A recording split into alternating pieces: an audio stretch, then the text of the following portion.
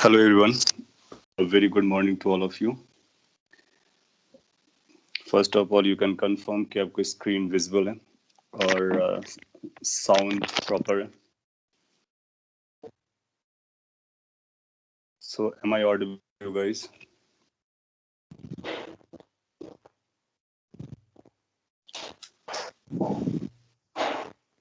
Okay, good. संपला का आपण ती अशी मस्त उंचशी खुर्ची नाही का तशी मागून घेऊ.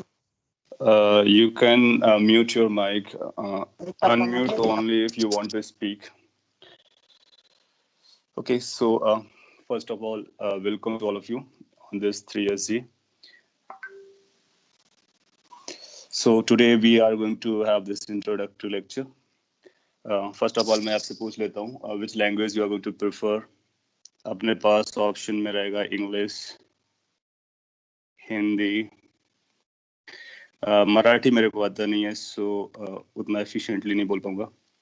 थर्ड ऑप्शन में रहेगा दोनों का कॉम्बिनेशन, हिंदी प्लस इंग्लिश, जिसमें आप कंफर्टेबल होंगे. पॉपुलरली ये थर्ड ऑप्शन चलता है जिसको लोग इंग्लिश बोलते हैं. Yes, so combination will work. ठीक है, so most discussion will be in combination. Great. So language is sorted out. So we will follow this third, Hindi plus English. और अगर उसके बावजूद भी आपको नहीं समझता है, so let me know. I will try to re-explain it. तो जितनी बार जरूरत पड़ेगी उसको मैं explain करूँगा. Now, since you are starting your journey towards engineering examination, तो आपके लिए जो फोकस एरिया है वो यही है.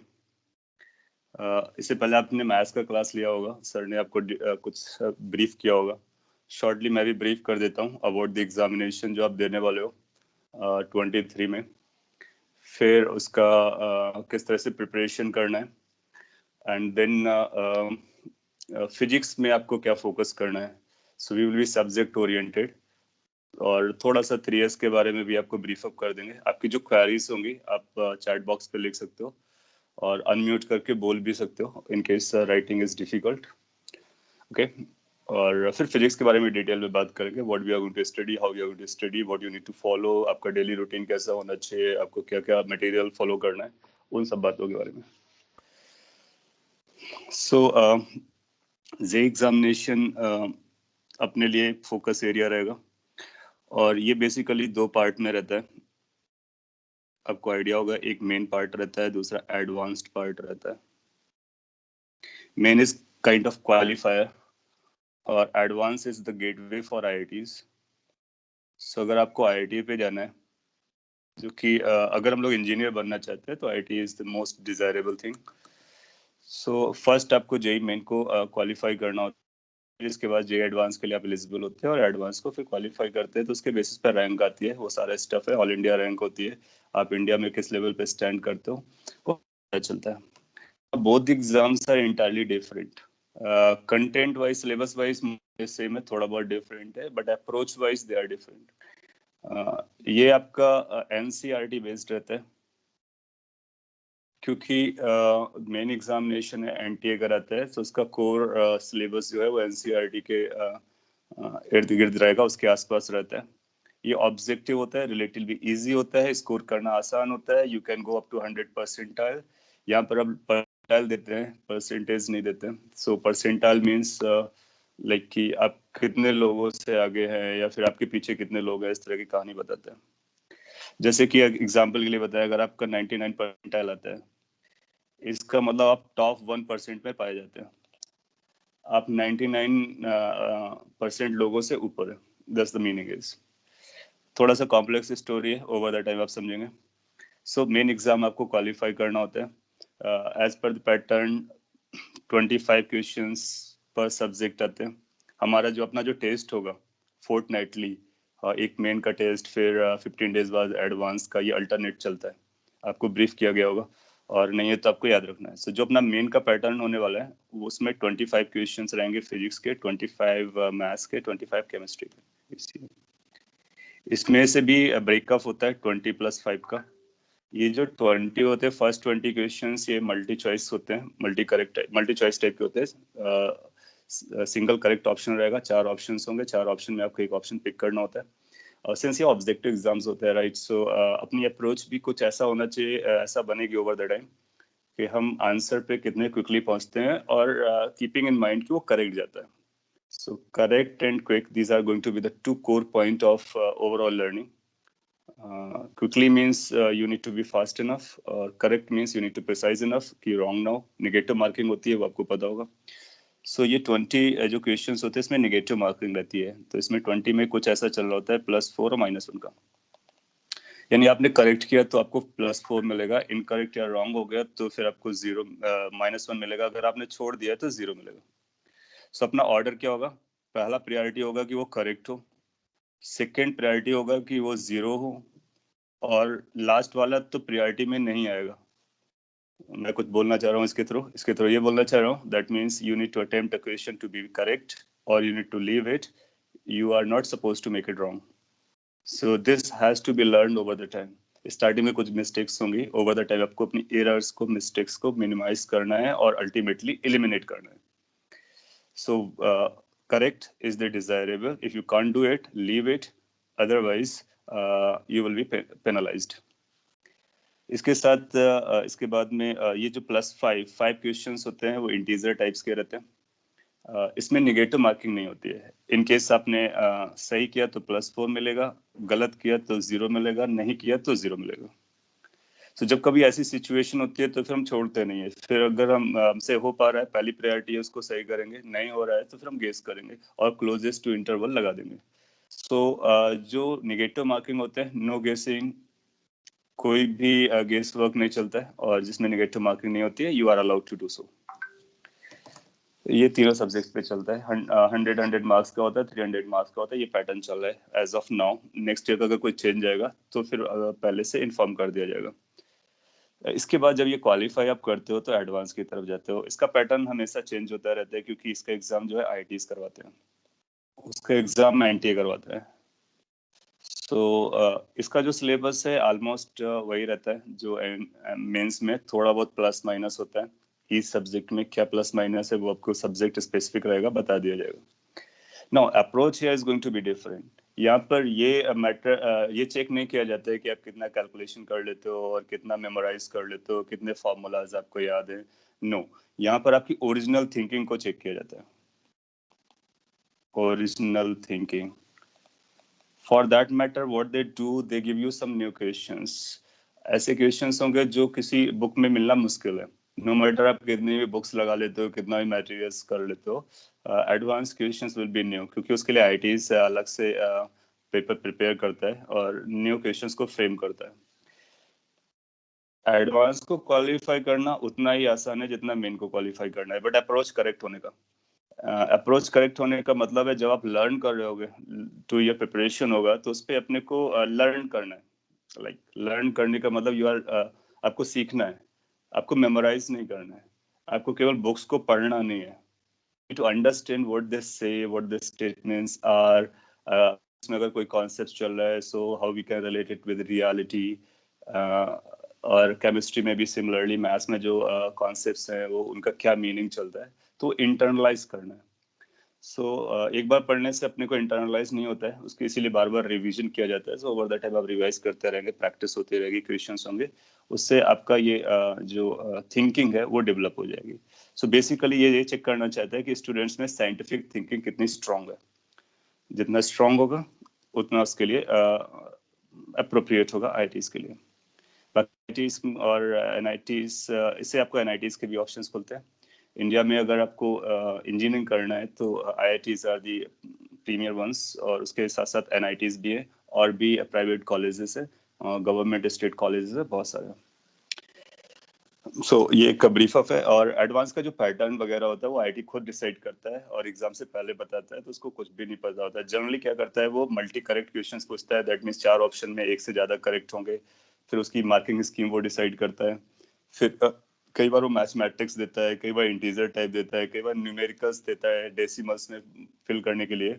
हाँ, एक अच्छा बात है आपसे सॉल्व नहीं करवाता है, दैट मीन्स डिस्क्रिप्टिव नहीं होता है कि आपको उसका सोल्यूशन बताना है step by step. No, it used to be earlier, पहले ऐसा हुआ करता था। Now it is it's like कि आपको सॉल्व करना है, कैसे भी सॉल्व करो, आप आंसर निकालो, उसको आंसर बताओ। सो अपने लिए आंसर बिकम्स मोस्ट इम्पोर्टेंट। लेकिन हम आंसर करेक्ट तभी बता पाएंगे when we learn the processes correctly. तो इसलिए प्रोसेसेस पे फोकस करना बहुत जरूरी है। So this is about JEE. इसके अलावा और भी एग्जाम्स होते हैं। ओवर द टाइम जब एग्जाम का टाइम आएगा उस समय आप लर्न कर लोगे कौन कौन से एग्जाम्स होते हैं, आपको आइडिया लगता रहेगा। ये अपना कोर ओरिएंटेशन रहेगा। आप केवीपीवाई का भी फोकस कर सकते हो, वो भी एक रहेगा, और ओलंपियाड्स भी रहेंगे। सो बट अल्टीमेट हम लोग इस तरफ चल रहे होते हैं, ये एक पॉइंट है। दूसरा, इंजीनियरिंग के बारे में अगर बात करें कि अगर आप इंजीनियरिंग करना चाहते हो, सो रिलेटिवली इंडिया में जो है इंजीनियरिंग काफी पॉपुलर है। और केवल पॉपुलर ही नहीं है बल्कि India produces largest number of engineers as well as most qualitative one. So quality और क्वांटिटी दोनों है। लेकिन अगर आपको क्वालिटेटिव बनना है तो आपके पास जो ऑप्शंस है वो एनआईटीज है और आईआईटीज है। सो फोकस आपका इन इंस्टीट्यूट्स में रहना चाहिए। So you must target for IITs, or if you get some NITs are also good enough, इनका फोकस एरिया रख के चलेंगे। सो दे आर अचीवेबल। कैसे अचीवेबल है? ओवर द टाइम आप प्रोसेस के थ्रू लर्न कर लेंगे। So with this brief 3S में हम लोग क्या करने वाले हैं थोड़ा सा आइडिया मैं दे देता हूँ, और मैथ्स वाले सर ने भी दिया होगा, केमिस्ट्री वाले सर भी आपको ब्रीफ अप कर देंगे। 3S जी अभी एक रिसेंट इंस्टीट्यूट है और इसका सिर्फ मोटो अपना रिजल्ट है। I hope I'm audible. It seems like some internet fluctuations.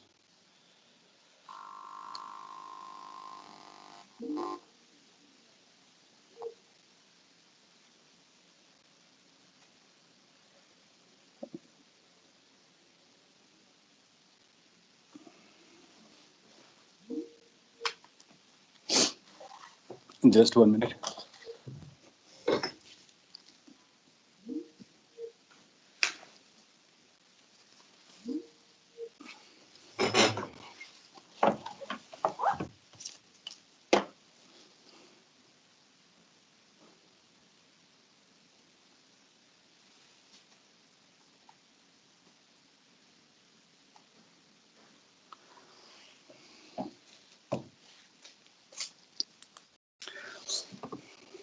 Okay, so 3S Institute.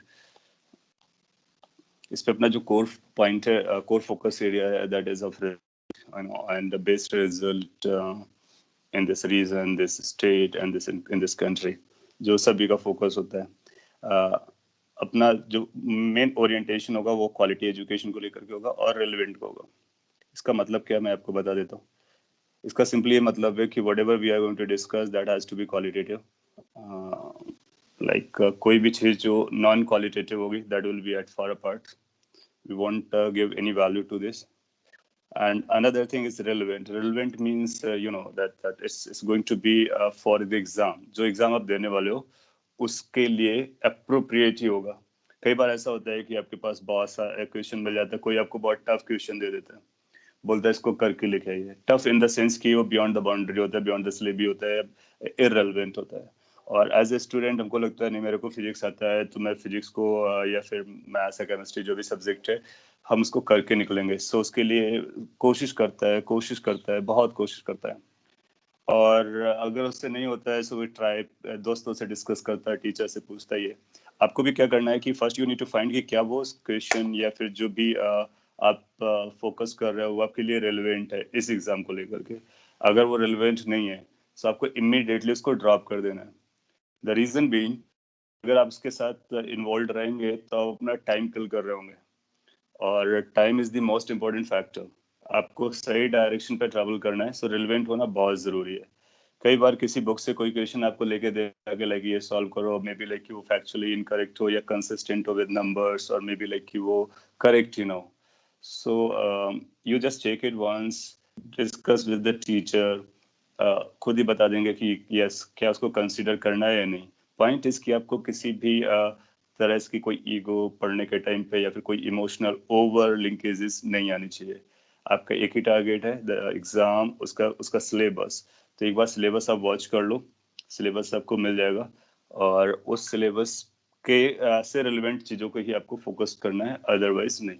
ये आपके लिए बहुत हेल्पफुल रहेगा। हम लोगों का भी फोकस उसी तरफ रहने वाला है। और बाकी आपको लेक्चर्स रहेंगे, प्रॉपर रहेंगे।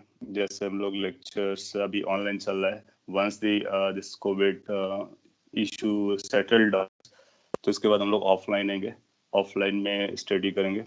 आपको मटेरियल भी दिया जाएगा सब्जेक्ट वाइज, जो आपको पढ़ना है, जो प्रैक्टिस करनी है। लेक्चर्स के बाद जब भी हम लोग ऑनलाइन करते हैं तो इसका जो पीडीएफ है वो शेयर कर दिया जाएगा, वीडियो रिकॉर्ड करके आपको दे दिया जाएगा। So in case you missed it, आप उसको रिवॉच कर सकते हो। पीडीएफ में नोट्स रहेंगे, उससे अपने खुद के नोट्स बनाएंगे। कुछ एडवाइस रहेगी, क्लासेस को हमेशा लाइव अटेंड करें क्योंकि उसमें आप अपने क्वेश्चंस पूछ सकते हैं। ये हैबिट ओवर द टाइम मत डेवलप होने दें कि हमारे पास रिकॉर्डेड है, हम बाद में भी देख लेंगे। How does it matter? It does matter. So छोटा छोटा पॉइंट होता है, स्टेप्स होता है, वो मैटर करता है। So keep that in mind. Live करना है। और जो पीडीएफ आएगी, ऐसा भी मत सोचना कि हमारे पास सारे पीडीएफ्स आ गए हैं, सर ने जो लिखा था मेरे को इसी को यूज करना है। No, make your own notes. आपके जो नोट्स होते हैं ना, that's the most important resource for this examination. तो आपको अपने बुकलेट्स बनाने, नोट्स बनाने हैं। और जो भी आपको कहीं भी सपोज कर लीजिए फिजिक्स की कॉपी है, तो फिजिक्स के बारे में कभी भी आपको कोई भी नया पॉइंट बुक से मिलता है, उस पर ऐड कर लेना है। टीचर ने जो बताया वो ऐड कर लेना है। पेपर डिस्कशन होगा, पेपर डिस्कशन में कोई नया पॉइंट आ गया तो अपने नोट्स में ऐड कर लेना है। सो और जब कभी रिवाइज करें, कुछ नया ख्याल में आए तो भी नोट्स में ऐड करना है। दैट मीन्स एक नोटबुक होना चाहिए या दो, जितना भी बनता है आपसे, and everything should be in that. कितना डिटेल में लिखना है, कितना शॉर्ट में लिखना है, it depends on you, but it has to be in one note. होता क्या है कि जब आपका सिलेबस खत्म हो जाता है, हम लोग कई साल से एक्सपीरियंस कर रहे हैं इसलिए आपको पहले बता रहे हैं, एग्जाम के टाइम पर कुछ स्टूडेंट मल्टीपल नोट्स बनाते हैं और इसके बाद या किसी बुक में लिख लेते हैं या किसी पेज पे लिख लेते हैं, बाद में वो पेज हो जाता है और आपको कुछ कुछ ब्लर्ड याद आता है, बट यू आर वरिंग कि लाइक वो पेज नहीं मिल रहा है। सो उस समय पैनिक होता है, टाइम वेस्ट होता है और आपकी जो एफिशिएंसी है वो भी डाउन हो जाती है और पर्पस फेल होता है। सो मेक द नोट्स, और everything, each and everything which is important has to be at single place. वो नोट्स आप कॉपी पे बनाते हो और ये डिजिटल पैटर्न पे बनाते हो, चॉइस इज योर्स। सजेस्टिव इसकी पेपर्स, पेन पेपर का यूज करो। पीडीएफ से भी अपने नोट्स को फिल करना है। सो ये डेली बेसिस पे आपको करना है।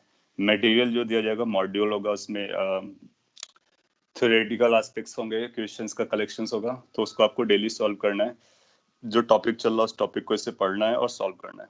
फिजिक्स में क्या करना है वो मैं आपको और बता दूंगी। डीपीपीस वगैरह भी आपको दी जाएंगी।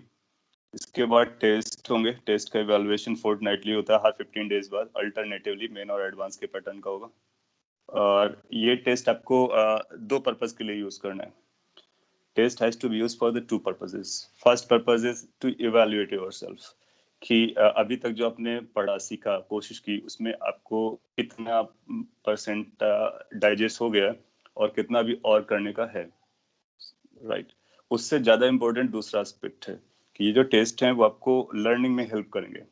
सपोज कर लीजिए 25 क्वेश्चंस थे फिजिक्स में और आपने 15 कर पाया, सो और 4 रॉन्ग कर दिया। 15 सही थे, 4 रॉन्ग हो गए और कुछ छोड़ दिए गए।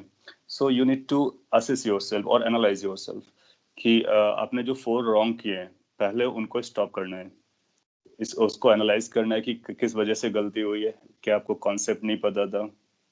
मिस्टेक्स कई तरह से होती है। क्या कॉन्सेप्ट नहीं पता था, आपने फॉर्मूला सही लगाया, समझा क्वेश्चन को सही, इसके बाद आपने कैलकुलेशन एरर कर दिया, या फिर ऐसा हुआ कि आपने सब कुछ सही किया, कैलकुलेशन भी सही किया, लेकिन वो ऑप्शन गलत मार दिया। सो जो भी इश्यूज हों, उन इश्यूज को आपको एनालाइज करना है। हर स्टूडेंट का अपना अलग इशू होता है। सो हम लोग जनरलाइज नहीं कर सकते कि आपके साथ कौन सा इशू चल रहा है, but you need to identify कि क्या इशू चल रहा है। सो जितने मिस्टेक्स क्वेश्चंस होते हैं वो आपके लिए एक्सट्रीमली इंपॉर्टेंट होते हैं। जनरली हम लोग क्या करते हैं, एग्जाम टेस्ट देने के बाद हम लोग देखते हैं हमारे सही कितने हुए। अरे 15 करेक्ट हो गए, वी आर हैप्पी। अगर 15 में से सपोज कर लीजिए कोई एक क्वेश्चन है जो आपने गेस किया था और करेक्ट हो गया गलती से, आप उसको ध्यान नहीं देते हो। क्यों? क्योंकि वो तो करेक्ट हो गया ना, तो आपको लगता है कि उसका पर्पस हो गया, but that becomes most dangerous, क्योंकि वो कॉन्सेप्ट जिसमें आपने गेस मारा था वो आपका वीक है, और वो गलती होने की वजह से, गलती से सही होने की वजह से आपने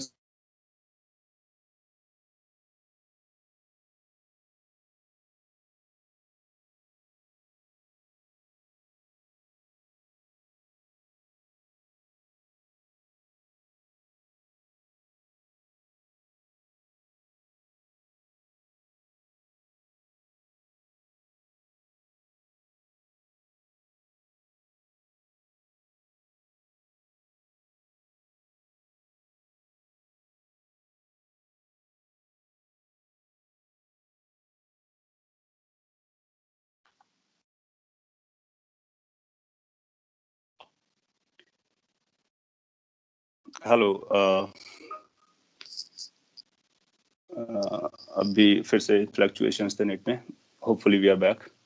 आपने कुछ लिखा sir, please take me in class, I am waiting since 15 minute, somebody is waiting.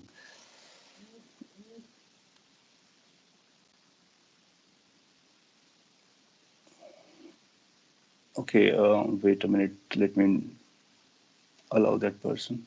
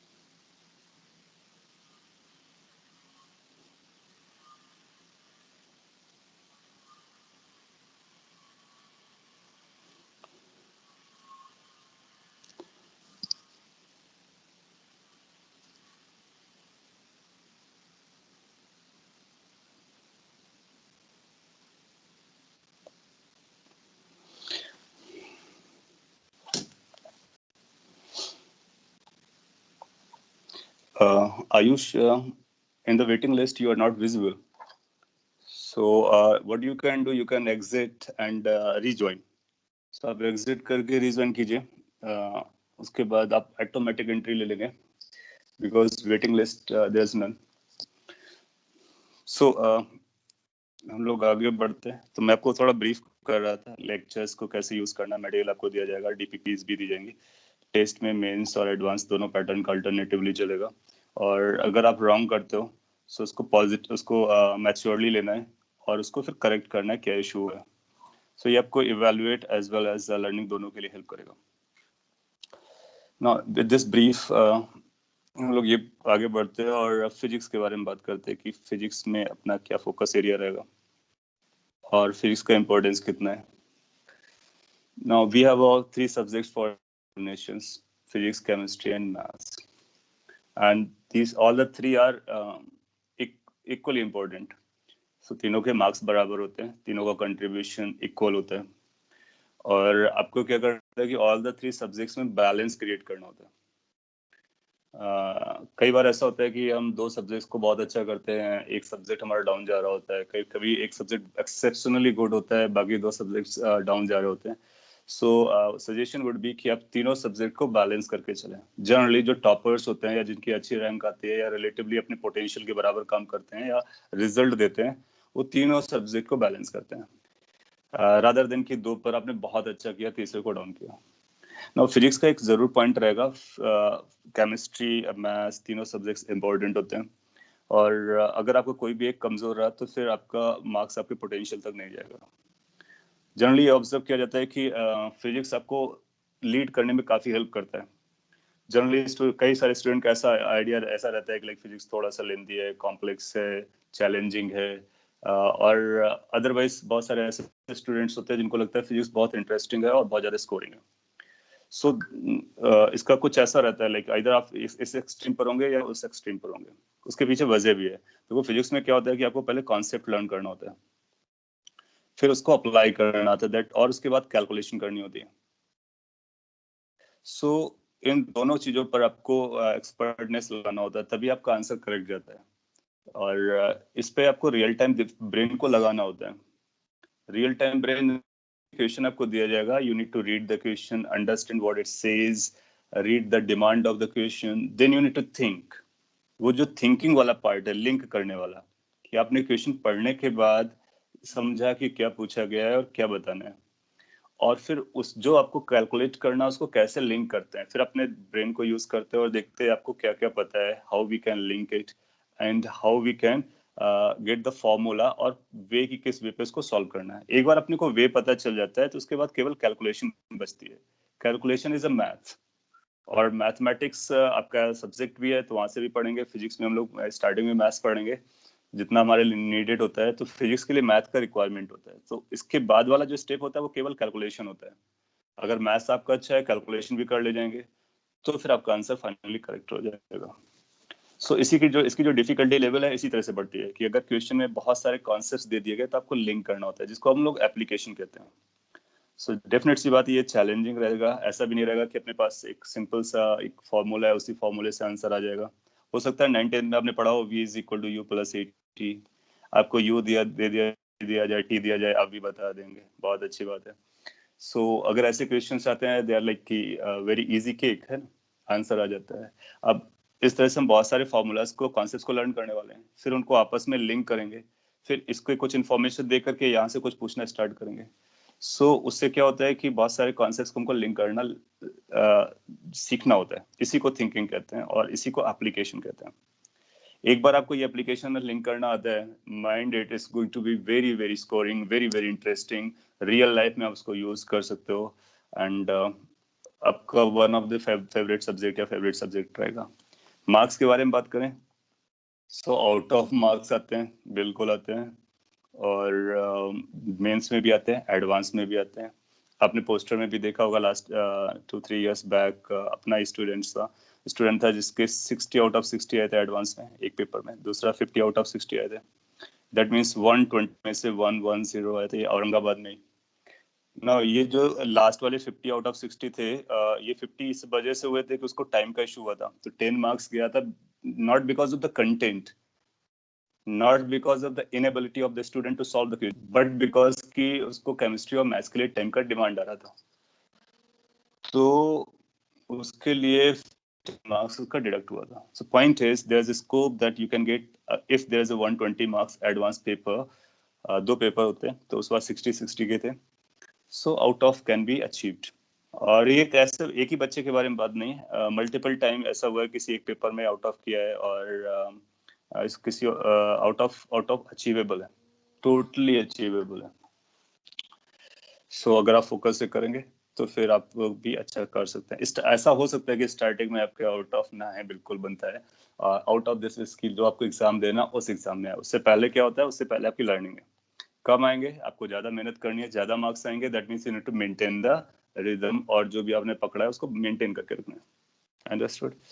So physics उसको अगर आपको अभी थोड़ा बहुत, क्योंकि कुछ पेरेंट्स का कॉल था कि सर फिजिक्स थोड़ा सा स्टूडेंट को भारी लगता है, तो मैंने कहा अभी तो शुरुआत है, और ये भारी अगर आप स्टार्टिंग से फोकस रहेंगे, so with in 1 month you will become comfortable. 1 महीने के अंदर आप कंफर्टेबल हो जाएंगे, आप इंटरेस्ट आपको आ जाएगा, और आप पाएंगे कि आप कॉन्फिडेंट फील करना स्टार्ट हो जाएंगे। सो वो फोकस रखेंगे। एक और मैं सजेशन देता हूँ, स्टार्टिंग में आप फिजिक्स को थोड़ा सा ज्यादा टाइम दे दीजिए रिलेटिवली, और इसके बाद एक बार आप ट्रैक पर आते हो तो फिजिक्स आपको डाइजेस्ट करना, एक्सेप्ट करना बहुत आसान हो जाएगा। फिर इसको कम टाइम देंगे तो चलेगा। कई बार स्टूडेंट क्या करते हैं, स्टार्टिंग में कम टाइम रहता है फिजिक्स को रिलेटिवली, और बाद में फिर उनके पास ओवरलोड हो जाता है। क्यों? क्योंकि बेसिक पॉइंट्स उनको समझता नहीं है, तो फिर वो लिंकेज वाला मिस हो जाता है। सो इन केस स्टार्टिंग में आपने इसको थोड़ा सा ज्यादा टाइम दिया तो बाद में आपको टाइम को बचाने में बहुत हेल्प करेगा, कम टाइम में आपको ज्यादा समझ में आएगा। सो ओवरऑल पॉइंट्स है फिजिक्स को लेकर के, कैसे अपने को क्या करना है, हम लोग किस तरह से पढ़ने वाले हैं। सो लेक्चर्स रहेगा, लेक्चर्स के आप जो नोट्स बनाएंगे, द मोस्ट इम्पोर्टेंट एस्पेक्ट रहेगा और एक बुक में उसको आप बनाएंगे, उसी को बार बार रिवाइज करेंगे, कंटिन्यूअसली रिवाइज करते रहेंगे। लेक्चर फिनिश होने के बाद अपने पास एक बुक होनी चाहिए एस.सी. वर्मा की, प्रोफेसर एस.सी. वर्मा। नहीं है तो आप लोग मंगा लीजिए, आप में से कई लोगों के पास होनी चाहिए। नहीं है तो आप सभी को मंगाना है। कॉन्सेप्ट ऑफ फिजिक्स 2 पार्ट्स में, वॉल्यूम 1 वॉल्यूम 2। पहले आप वॉल्यूम 1 मंगाएंगे, बाद में वॉल्यूम 2। आप चाहो तो दोनों को एक साथ मंगा के रख सकते हो। इट्स लाइक कि बहुत इंपॉर्टेंट बुक है और इसको हम लोग मोस्टली यूज करेंगे कॉन्सेप्ट पर्पस के लिए या थ्योरी के लिए। लेक्चर्स सुनने के बाद, नोट्स बनाने के बाद सेम टॉपिक को आपको एस.सी. वर्मा से पढ़ना है। Better would be SC. Verma से पहले पढ़ करके फिर क्लास को अटेंड करें। जैसे कि सपोज कर लीजिए कभी रोटेशन पढ़ेंगे या फिर काइनेमेटिक्स भी पढ़ेंगे, मोशन पढ़ेंगे, तो उसका जो मोशन वाला चैप्टर आप पढ़ करके फिर क्लास में बैठे हैं, तो आपको क्लास में जो बोला जा रहा है वो ज्यादा समझ में आएगा और नोट्स बनाना आपके लिए हेल्पफुल होगा। और उसके बाद दोबारा एक रीडिंग मारेंगे तो फिर आपको कॉन्सेप्ट क्लियर हो जाएगा। इसकी फिर एक्सरसाइजेस वगैरह हैं, वो भी आपको सॉल्व कर लेनी है, माइनर से, बहुत ज़्यादा डिफिकल्ट नहीं है। एस.सी. वर्मा के क्वेश्चंस आपसे आराम से हो जाएंगे अगर आपने इसको पढ़ लिया और नोट्स को कर लिया। उसके बावजूद भी उस पर डाउट रहता है तो फिर डाउट सेशन में या फिर अलग से डाउट ग्रुप पे भी पूछना है आपको। तो एक बुक तो अपने पास ये रहेगी। नोट्स और ये दोनों मिलकर के कॉन्सेप्ट वाला पार्ट कंप्लीट कर देंगे। माइंडेड, इसके अलावा आप कुछ भी ना यूज करें तो चलेगा। जस्ट फॉर लाइक कि मेन पर्पस, मेन एग्जाम को लेकर के एक एनसीईआरटी का जो बुक रहता है उसको भी आप इसमें स्पेस दे देंगे। नो मैटर कि आप कौन से बोर्ड से आगे पढ़ने वाले हैं, एनसीईआरटी का बुक जरूर परचेज कर लीजिए और एनसीईआरटी भी एक बार पढ़ लेना, इससे मेंस में आपको हेल्प मिलेगा। That's going to be very simple, उसको हम लोग यहाँ पर कवर कर लेंगे। एससीबी का जो कंटेंट है, एनसीईआरटी का कंटेंट है, जो किसी का भी कंटेंट है जो रेलिवेंट है, इंपॉर्टेंट है, वो यहाँ पे कर लेंगे। We will try to be start from the basic से स्टार्ट करेंगे। ऐसा नहीं कि बहुत ज्यादा डीप पे स्टार्ट से ही बहुत ज्यादा डीप पे चलना है, नो, बिल्कुल बेसिक से चलना है। क्या होता है, कुछ स्टूडेंट का पेस ऑफ लर्निंग अलग अलग होता है, तो उसके लिए क्या होगा कि इसको लिखने के बाद अगर आप एनसीईआरटी, एससीबी बोथ या किसी एक से पढ़ लेते हैं, सो फिर आपको जो बताया गया है वो ब्रेन में फ्रीज कर जाएगा या फिर आप अच्छे से डाइजेस्ट कर जाएंगे। Harsh you are writing SC. Verma का 3 ईयर ओल्ड एडिशन चलेगा एंड आई एम हैविंग, हाँ चलेगा, बिल्कुल चलेगा। सो बहुत ज्यादा मेजर चेंजेस नहीं आ रहे हैं उस बुक में, वो केवल कवर चेंज कर देते हैं, पेजेस ऑलमोस्ट सेम रहता है। So if it is 3 years old it will be there, it will be working. So एक तो ये बुक रहेगा, प्राइमरी बुक है, एनसीईआरटी साथ पे आप ले सकते हो। इसके बाद अपने को क्या करना होता है, प्रैक्टिस करना होता है। प्रैक्टिस आप जितना ज्यादा करोगे उतना ही आपके लिए बेनिफिशियल होता है। सो अपने पास मॉड्यूल रहेगा, हालांकि मॉड्यूल में हम लोग थ्योरी देने वाले हैं, आप उसको भी एक बार वॉच कर सकते हो। और इस पे एक्सरसाइजेस रहेंगी, बहुत सारे क्वेश्चंस रहेंगे। उन एक्सरसाइजेस को आपको ट्राई करना है। एससीबी सॉल्व करने के बाद आप चाहो तो एनसीईआरटी भी सॉल्व कर लो, इन दोनों को सॉल्व करने के बाद मॉड्यूल की एक्सरसाइज आपको फॉलो करनी है। हो सकता है कि मॉड्यूल का जब एक्सरसाइज आप सॉल्व करने जाओ तो आपको टफ लगे कि ये तो ज्यादा डिफिकल्ट क्वेश्चन हो गया। सो ऐसी सिचुएशन में आपको एक दो बुक और लेनी है। सो आई वुड सजेस्ट कि आप सेंगेज को ले लो। सेंगेज की बुक्स आती हैं, मेन और एडवांस दोनों के लिए परचेज कर सकते हो। सेंगेज का बुक आपको ले लेना है, उसमें बहुत सारे क्वेश्चंस हैं, वैरायटी ऑफ क्वेश्चंस हैं, ये प्रैक्टिस पर्पस के लिए हो जाएगा। तो ये दोनों पार्ट आपके प्रैक्टिस के लिए जा रहे हैं और ये दोनों पार्ट्स जो हैं वो कॉन्सेप्ट्स और अपना पर्पस कॉन्सेप्ट और प्रैक्टिस है। अगर आपको कॉन्सेप्ट में कभी कमी लगे या फिर लगे डाउटफुल है कि आपको समझ नहीं आ रहा है क्या चल रहा है, क्या क्वेश्चन है, क्या चीजें हैं, so go back to your notes, NCERT and SCB, ठीक है। और अगर आपको लगता है कि हमको चीजें तो समझता है, फॉर्मूला भी आता है, क्या बोला सर ने वो भी समझता है, एंड बट हमसे क्वेश्चन नहीं होता है। आप देखोगे मोस्ट लोगों की ये प्रॉब्लम आने वाली कि हमको सब आया, क्लास में जो पढ़ा है वो सब आया, लेकिन हमसे क्वेश्चन नहीं हो रहा है, आंसर नहीं आ रहा है। मीन्स कहाँ पे प्रॉब्लम है, प्रैक्टिस पे प्रॉब्लम है। सो प्रैक्टिस को आप एक्सरसाइज करो, सेंगेज को करो। और अगर आप सेंगेज कर लेते हो तो एक और बुक होती है डीसी पांडे का,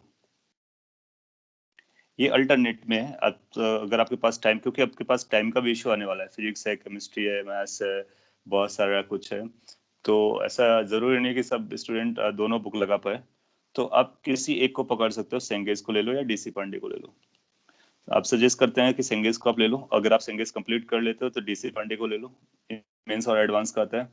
एंड इन दोनों में पाओगे बहुत सारे क्वेश्चंस कॉमन रहते हैं, तो कोई भी एक चलेगा। बट अगर आप एक्स्ट्रा प्रैक्टिस करना चाहते हो तो दोनों को भी कर सकते हो, अगर आपके पास टाइम है, माइंड डेट आपके पास टाइम है, तो किसी और को कंप्रोमाइज नहीं होने देना है, तो ये प्रैक्टिस करेंगे।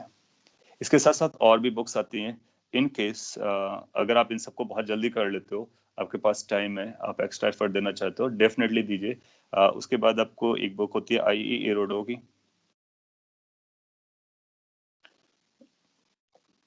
ये रशियन राइटर है, अच्छा बुक है। इसके बहुत सारे क्वेश्चंस जो है आउट ऑफ ये है ग्रेजुएशन लेवल पे जाता है, लेकिन कई सारे क्वेश्चंस हमारे लिए रिलेवेंट भी हैं, सो आप इसको ट्राई कर सकते हो प्रॉब्लम्स को।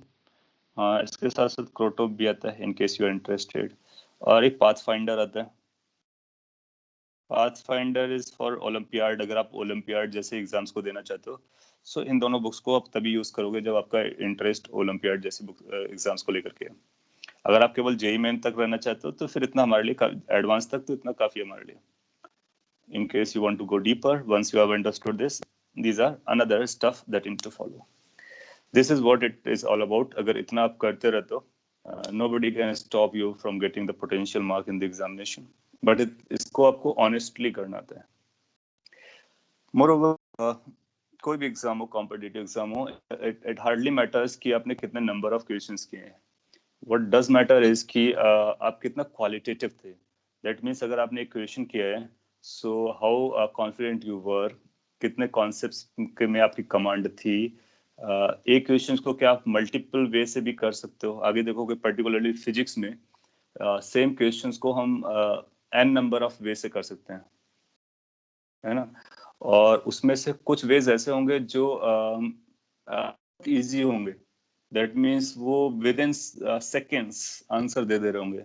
कुछ ऐसे भी वेज होंगे जिनको सॉल्व करने के लिए हमको 5-6 मिनट लगेगा।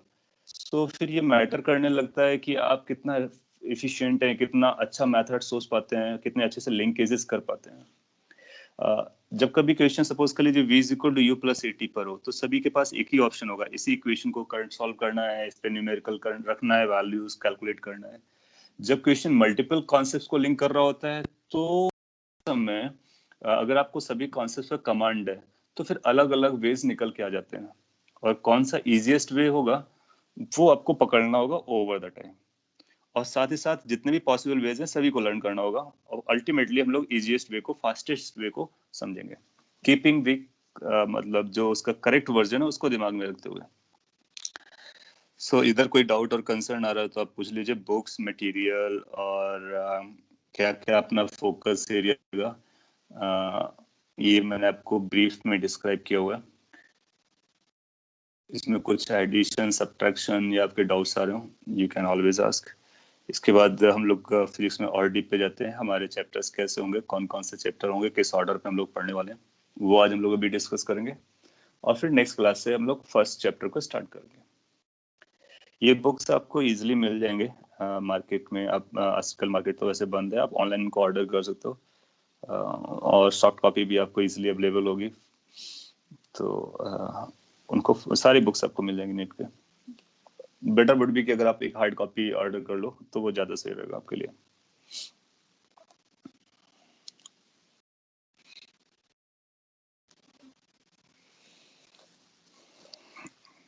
In case you don't have any concern, तो अगेन फिजिक्स में हम किस तरह से पढ़ने वाले हैं आगे, उस कौन कौन से चैप्टर्स होंगे उसका ब्रीफ कर देता हूँ मैं।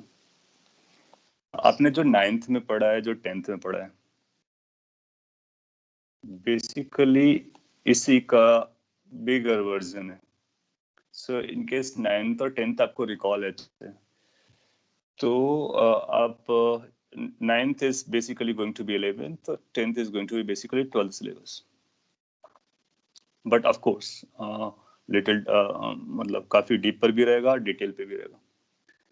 आपने कुछ saying sir we can refer anyone from Senges and DC Pandey। हाँ, अब सेंगेज और डीसी पांडे में से सेंगेज बीएम शर्मा की है, और डीसी पांडे ये भी ऑथर का नाम है। इन दोनों में से कोई भी एक का रिफर कर सकते हो। और अपना जो टेस्ट हुआ करेगा 15 डेज में, तो जब तक जो टेस्ट का सिलेबस हुआ करे तो एटलीस्ट 1 बुक को आपको उस चैप्टर को कंप्लीट करना है, और जो सिलेबस का पार्ट उसको कंप्लीट करना है। एटलीस्ट 1 में एक भी चलेगा, और अगर आप दोनों कर लेते हो दोनों भी चलेगा। लेकिन दोनों आप तभी कीजिए जब आपके पास टाइम है और आपको प्रैक्टिस की कमी महसूस होती है। अगर आप में एक में कॉन्फिडेंट हो जाते हैं तो दैट्स सफिशिएंट, क्योंकि बहुत सारे क्वेश्चन दे रिपीट ना। इसको आगे बढ़ाते हैं। 9th में आपने कुछ चैप्टर्स पढ़े होंगे। आपको थोड़ा सा इन्वॉल्व करता हूँ। अभी रिकॉल करा सकते हो 9th में आपने क्या क्या पढ़ा हुआ है, कौन कौन से चैप्टर्स थे? The chapters that you have gone through in 9th, if you can recall them, and then you will see कि हम लोगों का जो सिलेबस होगा आगे बढ़ने का उन्हीं चैप्टर्स को लिंक करके होगा। आपने एक लॉज ऑफ मोशन पढ़ा होगा, motion. Good, so motion is going to be a chapter of motion, जिसको एनएलएम कहते हैं। WEP पढ़ा होगा, work energy power, force and friction, yes, kinematics, laws is also known as kinematics. This motion is known as kinematics. मैं 9th की बात कर रहा हूँ। लाइट पढ़ा होगा, ट्रिग्नोमेट्री भी हमारे लिए काम का है। लाइट आपने पढ़ा है, ऑप्टिक्स पढ़ा है, साउंड पढ़ा है, लाइट पढ़ा है, ग्रेविटेशन पढ़ा है। गुड, ग्रेविटेशन काफी पॉपुलर चैप्टर है, इंटरेस्टिंग है। साउंड, यस, हीट भी पढ़ा है, that's good. So heat, sound, gravitation, light, motion, yes. So ये आपके 9th के चैप्टर्स रहे। लाइट आपने 9th में, लाइट प्रोबेबली 10th में पढ़ा होगा। फोर्स और ये लॉज ऑफ मोशन, ये एनएलएम कर लो, ये दोनों एक ही कहानी है। अभी हम लोग इसको डिस्टिंग्विश करेंगे, चलेगा। 10th में भी आपने कुछ ऐसे ही पढ़ा होगा। Can you recall the chapters of 10th? जब आप ये रिकॉल करते हो अपने ब्रेन को फोर्स कर रहे होते हो। फिर 10th के chapters, electricity, good, and light, current, electricity, magnetism, good, magnetism, calculus, yes, calculus, the magnetic effect, magnetism में आ जा रहे हैं। Magnetic effect of current, human I, optics, colourful world, optics, calorimetry, good, optics, calorimetry भी आपने पढ़ा था, तो calorimetry को मैं यहाँ पे लिख देता हूँ, calorimetry. Energy, mirrors and lens, वो ऑप्टिक्स पे आ जाता है। सो जनरली आपने इलेक्ट्रिसिटी, मैग्नेटिज्म इसके बारे में पढ़ा होगा, ऑप्टिक्स के बारे में पढ़ा होगा। Vectors, radio activity, that's a great point, radio activity. तो ये सारे चैप्टर्स स्लोली अपने जो 11th और 12th है ना, उनको बना रहे हैं। कैसे बना रहे हैं मैं अब आपको बताता हूँ कि कौन कौन से चैप्टर हम लोग किस तरह से पढ़ने वाले हैं। सो ये जो आपने लिस्ट बताया मेरे को, बस यही अपने काम का है। इसी को हम लोग डिटेल में पढ़ने वाले हैं। लाइक आपको बेसिक आइडिया है कि इलेक्ट्रिसिटी क्या होती है, मैग्नेट्स क्या होते हैं, ऑप्टिक्स में लाइट क्या होती है, कैलोरीमेट्री में हम लोग कौन से कॉन्सेप्ट्स को यूज करते हैं, रेडियो एक्टिविटी में किस तरह से डिके होता है, या फिर हीट किस तरह से, जो थर्मल एनर्जी होती है उसको हम हीट कहते हैं, ग्रेविटेशन, मून, सैटेलाइट, स्टार्स, ये किस तरह से चल रहे होते हैं, लाइट अगेन इसका वेव नेचर भी है, साउंड एक पार्टिकल नहीं है, यू नो, लाइक उसको चलने के लिए मीडियम की जरूरत पड़ती है, वैक्यूम में नहीं चलता है, एंड ऑल दैट स्टफ। और ये मैकेनिक्स वाला पार्ट है। सो हम फिजिक्स को बेसिकली कुछ कैटेगरीज में डिवाइड कर लेते हैं, और आप देखोगे ये ब्रॉड में कोर में यही पॉइंट्स रहेंगे, बस इनका डीपर वर्जन जाएगा। कुछ चैप्टर्स को इनके नाम में बाइफरकेट कर लेंगे और कुछ को मर्ज करके बताएंगे। सो अपने को जो पढ़ना है वो कुछ ऐसा रहेगा, यहीं पे लिख देता हूँ मैं, 11th या फर्स्ट ईयर कह सकते हो, फर्स्ट ईयर का जो अपना रहेगा प्रोग्राम, उस पे अपने कुछ चैप्टर्स ऐसे चलेंगे। आपने देखो कुछ नाम लिया था, कैलकुलस का नाम लिया था, वेक्टर्स का नाम लिया था, मैथमेटिक्स में ट्रिग्नोमेट्री का नाम लिया था। और हम लोग जानते हैं फिजिक्स जो है ना, उसके लिए एक लैंग्वेज होना चाहिए, लैंग्वेज उसकी मैथ्स है। सो बिना मैथ्स के फिजिक्स नहीं आएगा। सो तभी आप देखोगे जो मेडिकल के स्टूडेंट्स होते हैं वो जनरली फिजिक्स में लैग करते हैं, बिकॉज कि उनको कैलकुलेशन वाला part, we have already discuss कि कैलकुलेशन उतना ही इम्पोर्टेंट है जितना कॉन्सेप्ट है, और कैलकुलेशन का मतलब मैथ्स है, तो मैथ्स हमारे लिए बहुत इंपॉर्टेंट होती है। सो स्टार्टिंग में हम लोग बेसिक मैथ्स के बारे में पढ़ेंगे। पहला बेसिक मैथ्स के बारे में पढ़ेंगे, और उससे पहले भी हम लोग इंट्रोडक्टरी वाली चीजें पढ़ लेंगे, वो भी मैं लिस्ट कर देता हूँ। फर्स्ट हम लोग यूनिट एंड डायमेंशन पढ़ेंगे। ये बेसिक है कि किसी क्वांटिटी को हम कैसे डिस्क्राइब करते हैं, क्वांटिटीज के टाइप किस तरह से होते हैं, उसके बारे में बात करेंगे। इसी से रिलेटेड होगा एरर एंड मेजरमेंट। अगर किसी चीज को हम लोगों ने डिफाइन किया तो उसको मेजर करना होता है। अभी मैं आपको डिटेल में बता दूंगा इनके बारे में क्या है, ब्रीफ कर दूंगा, अपने पास टाइम है, हाँ थोड़ा सा टाइम है। नेक्स्ट में हम बेसिक मैथ पढ़ने वाले हैं। बेसिक मैथ्स का मतलब हमारा है वेक्टर से, कैलकुलस से, और थोड़ा सा ब्रीफ कर देंगे ट्रिग्नोमेट्री के बारे में, लॉगरिथम के बारे में, एक्सपोनेंशियल फंक्शंस के बारे में। बट इन पर क्वेश्चन पूछा भी जाता है, दैट मीन्स कैलकुलस और वेक्टर पर एज सच क्वेश्चन भी आता है, नॉट ओनली कि उसका यूज। जैसे आपसे साइन थीटा की वैल्यू हाफ और बोलेगा फाइंड थीटा, ऐसा क्वेश्चन आपसे नहीं पूछेगा फिजिक्स में, क्योंकि इसका कोई मतलब नहीं है फिजिक्स में पूछने का, ये मैथ्स है ना। लेकिन आपसे वेक्टर वाला पूछ सकता है। So vector is a question in physics, calculus is also a question in physics. So ये trigonometry is just a supporting stuff. तो जो सपोर्टिंग स्टफ है तो उसको भी हम लोग सपोर्टिंग स्टफ जैसा पढ़ लेंगे, और बेसिक आइडिया आपको होगा, मैथ्स वाले सभी आपको डिटेल में बताएंगे। तो ये इंट्रोडक्टरी वाला पोर्शन रहेगा। इसके बाद फर्स्ट चैप्टर जो आएगा फिजिक्स का एक्चुअल, वो यही आएगा, काइनेमेटिक्स, जो आपने 9th में पढ़ा था।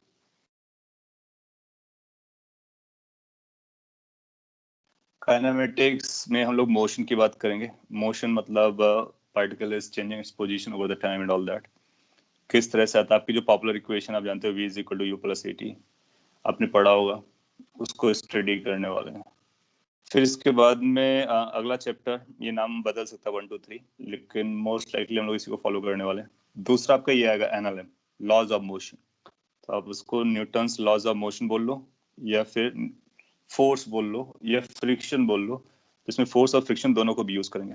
कई बार इसको एज एंड फ्रिक्शन लिख देते हैं, क्योंकि फ्रिक्शन अपने लिए बहुत इंपॉर्टेंट पॉइंट होता है, और उस पर क्वेश्चंस आते हैं। ये जो स्टार्ट हो रहा है वो मैकेनिक्स है, ये बेसिक है। और नेक्स्ट में हम लोग जाएंगे, आपका जो नेक्स्ट बोला गया था, work energy and power. So work energy and power, that is going to be the next chapter. इसके बाद में हम लोग आगे बढ़ेंगे तो सर्कुलर मोशन को पढ़ लेंगे।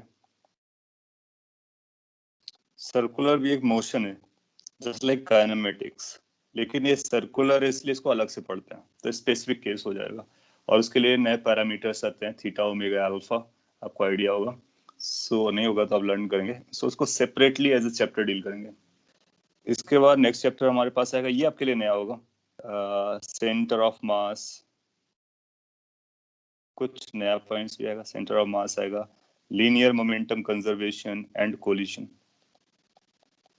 ये लीनियर मोमेंटम कंजर्वेशन है, आपने लीनियर मोमेंटम का नाम जरूर सुना होगा। कंजर्वेशन कब करते हैं, क्यों करते हैं, कैसे करते हैं, all stuff related to that. So that's going to be a relatively new stuff for you. इसके बाद में then after we are going to go for rotation. ये भी 9th 10th में आपने रोटेशन कम ही पढ़ा होगा, और थोड़ा बहुत आइडिया वाले मिलाओ। यहाँ पे हम लोग डिटेल में बात करने वाले रोटेशन। मैं आपको कुछ आइडिया देता हूँ, ये जो चैप्टर्स हैं यहाँ से लेकर के यहाँ तक, ये मैकेनिक्स का मेन पार्ट है। और जो मैंने आपसे कहा था कि फिजिक्स को ज्यादा टाइम दे दे स्टार्टिंग में, हमारा मतलब था कि आप यहाँ तक फिजिक्स को ज्यादा टाइम दे दीजिए, और अगर आपका ये पोर्शन स्ट्रांग हो जाता है, इसके बाद का बचा हुआ जितना भी 11th 12th है, सब आपके लिए इजी केक जैसा होगा, क्योंकि बाकी सारे चैप्टर्स के क्वेश्चंस में ये सब चीजें रिपीट होती रहेंगी। आप पाओगे unit and dimension her chapter में आएगा, क्योंकि हर क्वांटिटी से रिलेटेड होता है। एरर एंड मेजरमेंट किसी भी चैप्टर से रिलेटेड पूछा जा सकता है। बेसिक मैथमेटिक्स हर चैप्टर के क्वेश्चन को सॉल्व करने में लगने वाला है। काइनेमेटिक्स ऑलमोस्ट हर चैप्टर के क्वेश्चन को सॉल्व करने में लगेगा। सिमिलरली न्यूटन्स लॉ लगेगा, सिमिलरली वर्क एनर्जी लगेगा, सिमिलरली सभी को हम सर्कुलर मोशन से रिलेट कर सकते हैं, और ये जो 2 चैप्टर्स हैं इनको भी हम रिलेट कर सकते हैं। So give utmost focus and hard work up to this point, and then you'll find physics is like anything, as simple as anything. इसके बाद जो चैप्टर्स आने वाले हैं वो कुछ ऐसे रहेंगे अपने पास। ग्रेविटेशन को हम लोग पढ़ेंगे, जो आपने पढ़ा हुआ है। अब देखो जो 9th में आपने लिस्ट किया था वो फिर से आ रहा है। देन आफ्टर हम लोग क्या पढ़ने वाले हैं? ग्रेविटेशन के बाद हम लोग जाएंगे फ्लूइड्स पे एंड इलास्टिसिटी पे। फ्लूइड्स में गैसेस और लिक्विड्स के बारे में बात करते हैं। तो गैस लिक्विड किस तरह से बिहेव कर रहे होते हैं उसके बारे में बात करेंगे। देन आफ्टर अपना नेक्स्ट जो चैप्टर आएगा इस सीक्वेंस में वो SHM आएगा, simple harmonic motion. Again motion आया, तो ये काइनेमेटिक्स है वो बार बार रिपीट हो रही है। सर्कुलर मोशन अलग चैप्टर, सिंपल हार्मोनिक मोशन अलग chapter. So simple harmonic motion is simply kinematics along with the particular type of NLM। सो अगर आपको ये समझ में आया तो ये चैप्टर आप विद इन आवर सीख सकते हो, और ये बहुत इंपॉर्टेंट है एग्जाम को लेकर के। एक क्वेश्चन 2 क्वेश्चन तो रहता है इसमें। Next then we are going to talk about is a wave and sound. Now see wave and sound आपने पढ़ा, तो साउंड का एक चैप्टर हमारे पास अवेलेबल है, wave and sound. And we are going to go for another chapter is called heat and thermodynamics.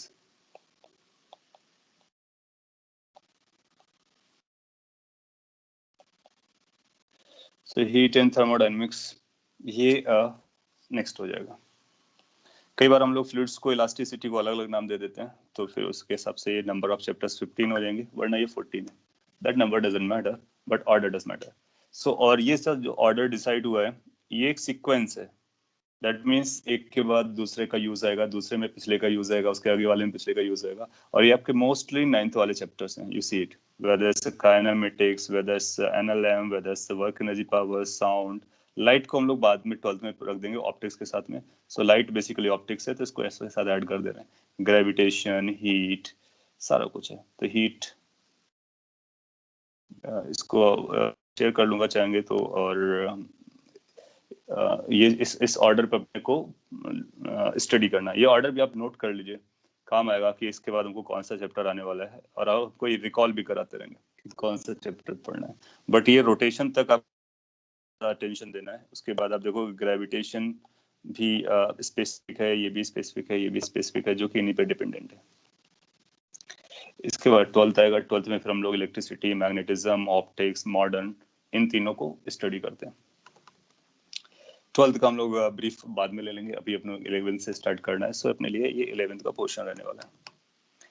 Now ये sequence किस तरह से जा रहा है उसको मैं एक बार ब्रीफ में डिस्क्राइब कर देता हूँ, और इसके बाद बाइंड ऑफ करेंगे।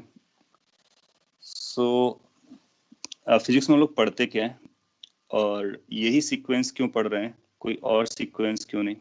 सो फिजिक्स बेसिकली एक साइंस होता है, यू नो दैट, और इसमें हम लोग फिजिकल फिनोमिनास के बारे में पढ़ते हैं। So we study about physical phenomena or natural phenomena.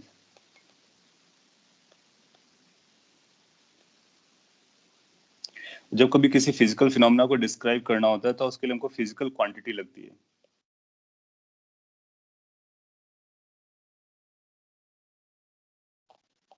Physical quantity क्या होती है, इसको जानने के लिए हम यूनिट एंड डायमेंशन से पढ़ना स्टार्ट करते हैं।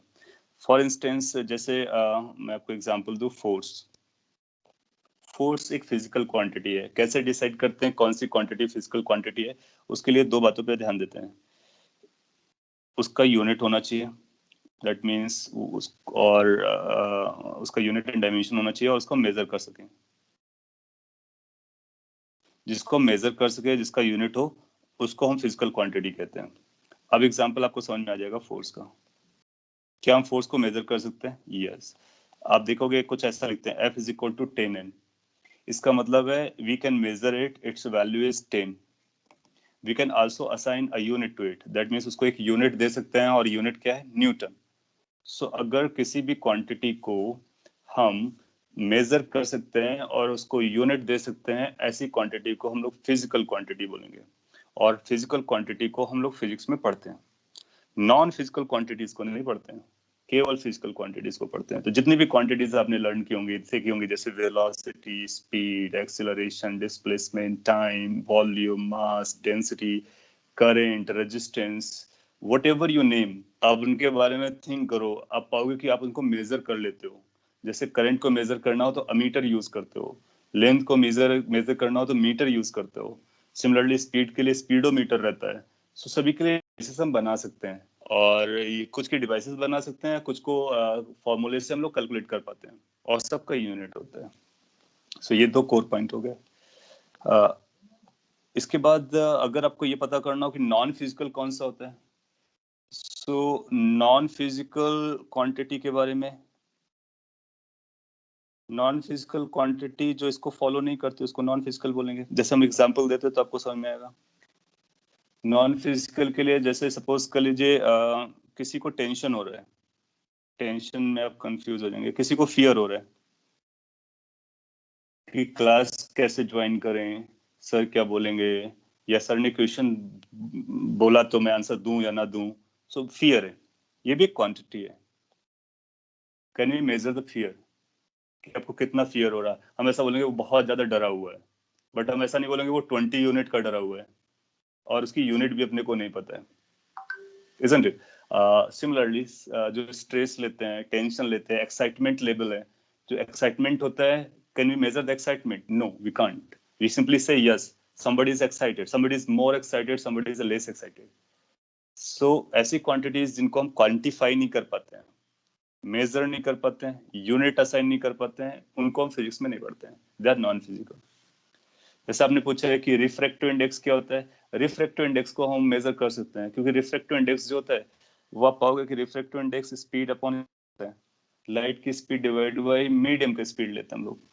सो हम लाइट का स्पीड मेजर कर लेते हैं, यस। मीडियम में स्पीड ऑफ लाइट मेजर कर लेते हैं, yes. C is the speed of light in vacuum, right? So उनका रेशियो भी मेजर कर सकते हैं, यस। इसका मतलब म्यू भी मेजरेबल है, और अगर उसको मेजर कर पाते हैं that means it can be measure, it can be assigned unit, how much the unit it is going to have, this is a unitless. So unitless है, इसका मतलब है उसकी यूनिट मतलब हम जानते हैं उसकी यूनिट क्या है। वो यूनिट लेस होना और जिसकी यूनिट के बारे में पता ना होना, दोनों अलग स्टोरी है। जैसे फियर है ना, फियर की यूनिट क्या है हमको नहीं पता है, रिफ्रैक्टिव इंडेक्स की यूनिट क्या है हमको पता है, that's a unit less. Fear को ऐसा नहीं बोलेंगे यूनिट लेस है, फियर को बोलेंगे we don't know the unit of fear. Are you getting my point? So refractive index is a physical quantity, hence we study. इसका मतलब फिजिक्स में हम लोग जितने भी क्वांटिटी स्टडी करने वाले हैं सारे फिजिकल हैं, और उसके लिए हमको यूनिट की जरूरत पड़ती है, यस। यूनिट पता होना चाहिए, इसीलिए पहला चैप्टर हम लोग क्या पढ़ते हैं, यूनिट एंड डायमेंशन। कैसे यूनिट देते हैं, किसी क्वांटिटी को यूनिट देना है तो किस तरह से देना चाहिए। सो फिजिकल क्वांटिटी में यूनिट एंड डायमेंशन है। फिर दूसरा हमारे पास पॉइंट कौन सा है, मेजरमेंट। अपने को मेजर करना है। जैसे आपके पास जो पेन है या पेंसिल है, कोई आपसे पूछता है इसकी लेंथ बताइए, so what you are going to do, आप एक स्केल लोगे, मेजर करोगे। कोई दूसरा स्केल ले सकता है, कोई और भी इंस्ट्रूमेंट ले सकता है, मेजर करके बताएगा। सो हमको मेजर भी करना चाहिए, तो किस तरह से मेजर करते हैं, ये भी बहुत इंटरेस्टिंग स्टोरी है, इस पे क्वेश्चंस भी आते हैं। मेजर करना, जब कभी आप मेजर करते हो तो उसमें एरर जरूर आती है। वो इसलिए नहीं कि आपने मिस्टेक किया, वो इसलिए भी होती है क्योंकि वो जो आपका इंस्ट्रूमेंट है ना, वो अलग अलग लीस्ट काउंट का है या अलग अलग प्रिसीजन का है। तो किस इंस्ट्रूमेंट का कितना एरर आएगा, तो एरर को पढ़ने वाले हैं, मेजरमेंट को पढ़ने वाले हैं। ये दो चैप्टर्स जो है ना, ये बेसिक इंट्रोडक्शन टाइप के हैं, लेकिन एग्जाम के लिए बहुत इंपॉर्टेंट है। Every year there is one question from unit and dimension in main examination, और एक एरर एंड मेजरमेंट से आता है। कई बार तो एडवांस में भी पूछा गया है एरर और मेजरमेंट से रिलेटेड क्वेश्चन। सो इसका मतलब हम लोग जो कल से ही पढ़ने वाले हैं ना, वहां से ही आपका मेंस और एडवांस के लिए जो क्वेश्चन है उसकी तरफ बढ़ने वाले हैं। थर्ड चैप्टर क्यों पढ़ रहे हैं, उसके पीछे वजह है कि हमें कैलकुलेशन चाहिए। सो हम कैलकुलेशन प्रिपेयर करने वाले हैं, तो कैलकुलेशन के लिए बेसिक मैथ्स चाहिए। हम क्वेश्चन शुरू कर देंगे, हमको मैथ्स नहीं आएगी, बेसिक नहीं आएगी, तो हमारा काम कैसे चलेगा। हालांकि ये मैथ्स का ये चैप्टर जो है, मैथ्स में आपको सर बहुत डिटेल में पढ़ाने वाले हैं। ये चैप्टर्स हैं वहाँ पे बड़े बड़े, वेक्टर कैलकुलस के अंदर बहुत सारे सब चैप्टर्स हैं।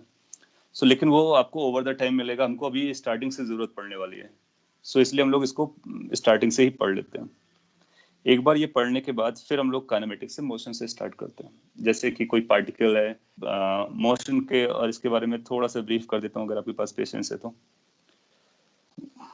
हमारा लॉजिक क्या चलेगा, फिजिकल क्वांटिटी पकड़ना के बारे में स्टडी करना। जैसे हमको ये स्टडी करना कि हमारे पास एक कार है, कार रोड पे जा रहा है, ड्राइवर इसको लेके जा रहा है और इसकी स्पीड होगी, वो सारी स्टोरीज होगी, अपने को पता करना होगा। प्रैक्टिकल लाइफ सिचुएशन, या आपका एरोप्लेन चल रहा है, so you need to study how the aeroplane flies, है ना। या फिर आपको सबमरीन के बारे में जानना है, या फिर कोई भी फिनोमिना है उसके बारे में जानना है, वेदर कंडीशंस के बारे में जानना है। सो उन सब में अपने को ऑब्जेक्ट्स को डील करना होता है। तो जब हमको ऑब्जेक्ट को डील करना होता है तो हम ऑब्जेक्ट के बारे में, अल्टीमेटली ऑब्जेक्ट के बारे में लर्न करने वाले हैं। लेकिन टू बिगिन विथ ऑब्जेक्ट को एक साथ स्टडी करना बहुत कॉम्प्लेक्स है, क्योंकि इसमें अलग अलग तरीके से बिहेव कर सकते हैं। तो इसका हम लोग सिंप्लीफाइड वर्जन लेते हैं। सबसे पहले हम पार्टिकल के बारे में समझते हैं कि एक सिंगल पार्टिकल हो जिसका साइज बिल्कुल भी ना हो, वो कैसे बिहेव करता है। तो इसलिए काइनेमेटिक्स में हम ऑब्जेक्ट को पार्टिकल लेके चलेंगे। ये पार्टिकल अगर ए लोकेशन पे था, बी लोकेशन पे जाने में कितना टाइम लेगा, कितनी वेलोसिटी होगी, कितना एक्सेलरेशन होगा, दैट मीन्स किस तरह से जा रहा है ए से बी, कितना डिस्प्लेसमेंट होगा, ये समझते हैं। तो this will become the first chapter, basic idea what the kinematics is. फिर इसके बाद में ये कार चल रहा है तो क्यों चल रहा है, वाई का मतलब F equal to ma, force लग रहा होगा, मास इनटू एक्सेलरेशन आ रहा होगा। That will become second chapter, Newton's laws of motion. Third chapter होगा सेकंड का ही अल्टरनेटिव, कि अगर ये इसके पास वेलोसिटी है, इसके पास मास है, तो कितना एनर्जी इसके पास है, कितना पावर ये कंज्यूम कर रहा है। एनर्जीज में बेसिकली काइनेटिक एनर्जी कितना है, पोटेंशियल एनर्जी कितना है। अब देखते हो कि एक किसी ऑब्जेक्ट को अगर हम हवा में छोड़ते हैं तो वो नीचे गिर जाता है। नीचे गिरने पर उसके पास कितना वेलोसिटी आएगा, वो तो आप निकाल लेते हो, √2gh आएगा। लेकिन क्यों आया, वाई द वेलोसिटी केम, तो आपके पास एक्सप्लेनेशंस होंगे न्यूटन वाला, कि आपने इसको छोड़ा, ये जमीन थी तो ग्रेविटेशन लेके आया, ग्रेविटेशनल फोर्स था, तो फोर्स से आप उसको एक्सप्लेन कर सकते हो। या फिर आप ऐसे एक्सप्लेन कर सकते हो कि उसके पास पोटेंशियल एनर्जी थी, और जब ये डाउन साइड आ गया तो potential energy got converted into kinetic energy. So point is कि जो एनएलएम वाला चैप्टर है और जो ये चैप्टर है वर्क एनर्जी पावर, ये एक दूसरे के अल्टरनेटिव है। एक दूसरे में कन्वर्ट हो जाता है, दूसरा पहले में कन्वर्ट हो जाता है। तो अगर हमने एक भी लर्न कर लिया तब भी हमारा काम चलता है, दूसरा हमको सिंपली एक ऑप्शन प्रोवाइड कर रहा होता है और कई बार हेल्पफुल होता है। तो ये दो चैप्टर की अपनी अलग स्टोरी है, अल्टरनेटिव ऑप्शन है। सर्कुलर मोशन, पार्टिकल सर्कल पे कैसे चलता है उसके बारे में बात करते हैं। एंड देन जब हम लोग उसके अगले चैप्टर पर आते हैं तो अगले चैप्टर में एक पार्टिकल, जैसे सेंटर ऑफ मास हो गया, ये सब हो गया, इसमें हम एक पार्टिकल को ना पढ़ करके कॉम्बिनेशन ऑफ पार्टिकल को एक साथ पढ़ने लगते हैं। 2 पार्टिकल्स होंगे तो कैसे डिलीट करेंगे, 3 होंगे, 4 होंगे, 5 होंगे, इस तरह की बात होती है। तो उसके लिए सेंटर ऑफ मास निकालते हैं। फिर रोटेशन में अपने पास कोई बॉडी है, तो अगर ये एक्सिस से घूम रही है तो घूमने के टाइम पे वो कैसे बिहेव करता है। जैसे कार अगर आपका चल रहा है तो टायर किस तरह से चल रहा है, टायर के पार्टिकल किस तरह से चल रहे हैं। बहुत इंटरेस्टिंग, बहुत इंपॉर्टेंट चैप्टर है रोटेशन। ग्रेविटेशन में क्या पढ़ते हैं वो आपको पता है, सैटेलाइट, मोशंस, प्लैनेट्स, स्टार्स, उनके बारे में बात करते हैं। फ्लूइड्स और गैसेस के बारे में बात करेंगे कि गैसेस कैसे बिहेव करते हैं। अभी तक आपने सॉलिड के बारे में देखा, फिर गैस के बारे में, लिक्विड्स के बारे में। इलास्टिसिटी, कुछ मटेरियल्स ऐसे होते हैं जिनको आप कंप्रेस कर दो तो डिफॉर्म हो जाते हैं। जैसे रबर का बॉल लो, स्क्वीज करो तो डिफॉर्म हो जाता है। कितना डिफॉर्म होगा, रबर का स्ट्रिप लो, इलोंगेट करो, तो इलास्टिसिटी में हम लोग पढ़ने वाले हैं। फिर एसएचएम एक स्पेशल केस है मोशन का, उसको भी पढ़ लेंगे। वेव्स एंड साउंड, ये इंटायरली डिफरेंट फिनोमिनाज होंगे। साउंड जो है वो वेव होता है, लाइट वेव होता है, इलेक्ट्रोमैग्नेटिक रेडिएशंस वेव होते हैं, एक्सरेज, गामा रेज, ये सारे वेव हैं। और जो आज का आईटी है, इंफॉर्मेशन टेक्नोलॉजी है, या फिर डिजिटल वर्ल्ड है, वो सारा कुछ वेव पे डिपेंडेंट है। आपके पास जो इंटरनेट आ रहा है, या फिर अब मैं यहाँ से बोल रहा हूँ, आपको सुनाई दे रहा है, आपको सुनाई दे रहा है, ये भी एक वेव है।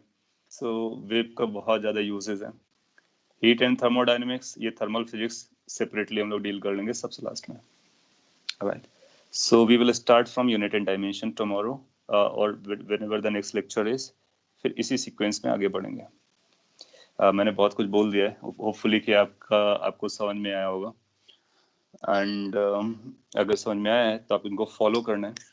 और जितना आप करते रहेंगे, सीक्वेंस में पढ़ते रहेंगे, माइंडेड की आपका जो पोटेंशियल है उससे ज़्यादा ही रिजल्ट आएगा।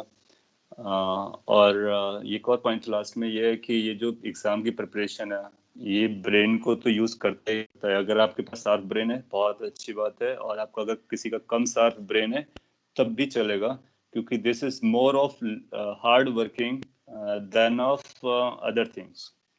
सो अगर आप हार्ड वर्क करो और आप अच्छा ब्रेन रखते हो तो आप एक्सेप्शनली वेल रिजल्ट ला सकते हो। So all of you, since you have qualified the 3SG this examination, scholarship examination, इसका मतलब है आप एक लेवल से above हो। So everybody has a potential to get any rank in the JEE Main and any rank starting from 1 onwards in JEE Advance. It's up to you how you are using next 2 years and how much relevant you focused and relevant you are. Yes. If there's anything, any query, concern, please do ask. उसके बाद हम लोग इसको wind up करते हैं. Somebody raised hand. You can speak, unmuting your phone.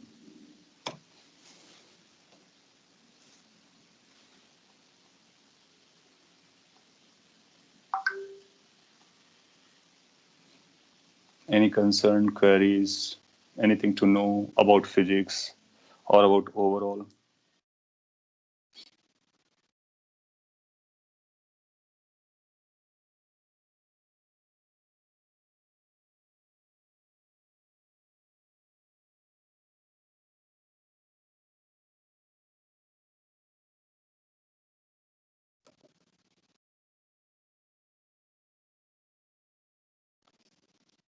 So can I expect कि आपको समझ में आया जो पूछा गया? Will you have, अच्छा ओके, इसमें थोड़ा सा स्लो आ रहा था, आपने काफी कुछ लिखा है, एक बार मैं पढ़ता हूँ। डाउट सेशन के बारे में आपने लिखा। डाउट सेशन हम लोग एक डाउट ग्रुप बना लेंगे over the time, individual subject का, फिजिक्स का, केमिस्ट्री का और मैथ्स का, तो उस पर आप डाउट पूछ सकते हो। अच्छा, आप लोग चैट में डाल रहे थे, ठीक है, मैं यहाँ से पढ़ लेता हूँ। डेली फिजिक्स को कितने घंटे देना है? स्टार्टिंग में आप बहुत ज़्यादा लाइक रिगरस स्टार्ट मत कीजिए, start slowly and keep on increasing. तो अभी आपके 1 आवर के 2 लेक्चर्स हो रहे हैं, 2 आवर्स, आप 2.5 आवर्स रफली आप यहाँ पे बिजी रहेंगे। इसके बाद में आपके पास जो बचा हुआ टाइम है उनको 3 में डिवाइड कर लीजिए। जनरली फिजिक्स को जो टाइम का रिक्वायरमेंट होता है विद इन लाइक से कि विद इन वीक और सो, आपको सेल्फ स्टडी के लिए, देखिए जो सेल्फ स्टडी होता है, प्रैक्टिस होता है, वो ज़्यादा इंपॉर्टेंट होता है, या फिर उतना इम्पोर्टेंट होता है जितना लर्निंग होता है। सो रफली आप 3 to 4 आवर्स फिजिक्स को स्टडी के लिए विद इन वीक और 2, जब तक आप कंफर्टेबल होते हैं। स्टार्टिंग 1 और 2 आवर्स देना स्टार्ट करो, धीरे धीरे पिकअप कर लो। अगर आप एनर्जाइज हो, एक्साइटेड हो, रेडी हो, तो आप स्टार्टिंग से भी इतना देना स्टार्ट कर सकते हो। ये सेल्फ स्टडी के apart from your classes and other things, इतना फिजिक्स को अगर आप देते हो टिल रोटेशन, सफिशिएंट रहेगा। इससे ज्यादा देते हो अच्छी बात है, इससे कम देते हो तो फिर आपका वरी पॉइंट हो जाएगा। फिर आपको इस बात पे डिपेंड करेगा आपकी एफिशिएंसी कितनी है। इन केस आप एफिशिएंट इनफ हो तो कम आवर्स में भी चलता है, और अगर आप एफिशिएंसी थोड़ी सी लो है, so this is average time at least you need to provide it. इस पे क्या करना होगा वो मैं आपको बता देता हूँ। ब्रेकअप की अगर सपोज कर लीजिए आप 4 आवर्स देते हो, तो 4 आवर्स में 1 पॉइंट ऑफ ये कॉन्सेप्ट के लिए देना है और 2.5 प्रैक्टिस के लिए देना है। Practice need more time. जब आप कॉन्सेप्ट की हम लोग बात करते हैं, इसका मतलब उस पर आपको क्या करना है कि लाइक समझना है कि क्या बोला गया है, इसका मीनिंग क्या है, how this is link with other quantities, उस पर थिंकिंग करनी है। सो अगर आप 4 आवर्स देते हो तो इस तरह से कर सकते हो। अगर 3 दे रहे हो तो 1-2 का रेशियो ले लो, चलेगा। Practice has to be almost double to the concept thinking or this learning point.